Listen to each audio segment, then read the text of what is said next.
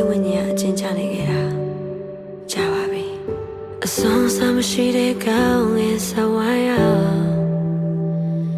အချိန်ချင်းလေးချတူထမနာတဲ့ရှောက်ခဲ့ပြီမနိုင်ဝန်ကိုသေးကပခုံးလေးနာတော့မှငါဖြတ်တန်းငယ်နေတော့တစ်ခေါက်တော့နောက်ပြန်ချီ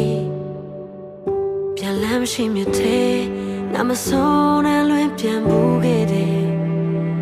မကြီးရတဲ့အိမ်မလေးများပွေပိုင်ရင်နဲ့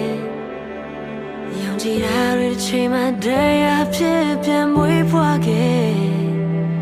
အပြေမှမရှိတော့ဘဝရဲ့ပုံစံများရဲ့ဆို